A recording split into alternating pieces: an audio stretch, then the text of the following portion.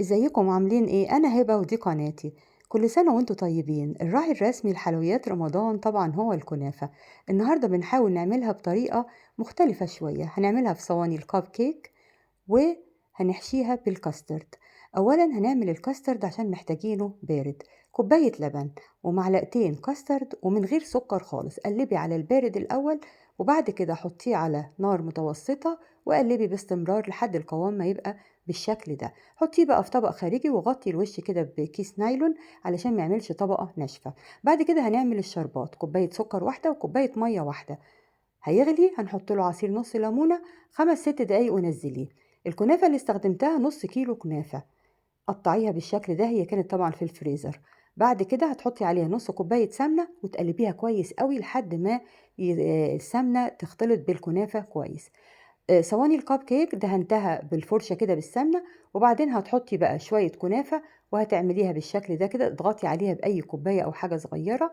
هنعمل بقى الكمية كلها. النص كيلو طلع معايا 18 واحدة من المقاس ده كده. علشان تعرفي الكمية اللي انت محتاجاها، يعني دول 18، لو عايزة أكتر اعملي بقى كيلو.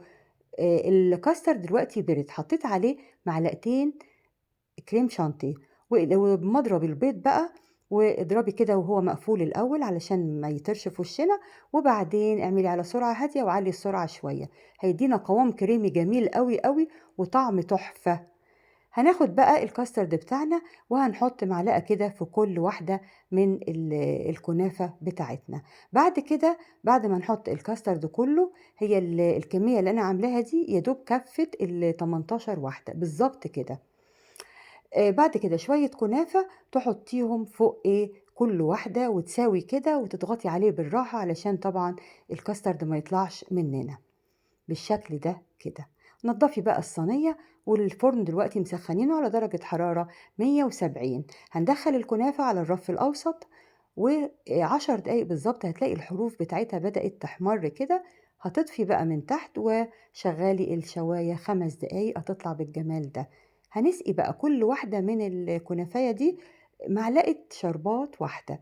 بعد كده هنطلع بقى الكنافة من الصواني بتاعتنا ونقلبها. شايفة بقى السوا جميل ازاي؟ اقلبيها كده على طبق التقديم وبعدين اسقيها من الناحية التانية برضو معلقة شربات واحدة. كده خلصنا. طريقة سهلة جدا وبسيطة، في نفس الوقت هي شكلها حلو حلو قوي في التقديم. يعني احلى من الصواني اللي هتقعدي بقى تقطعي وكده. زينت بقى كده بشوية فستق، زيني بالفستق او فستق كذاب لو عندك، او بفول سوداني باي طريقة للتزيين. وزينت طبق بقى كمان بكريمة الكراميل. حطيتها في كيس حلواني وفتحت فتحة صغيرة خالص رفيعة قوي كده وبدأت أزين بيها بالشكل ده. حلوة قوي ولذيذة وفي نفس الوقت بقولك سهلة. والكاسترد جواها طعمه حلو قوي. السكر مظبوط قوي، السوى جميل.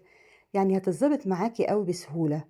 ادي بقى الكريمة بتاعت التوفي او كريمة الكراميل.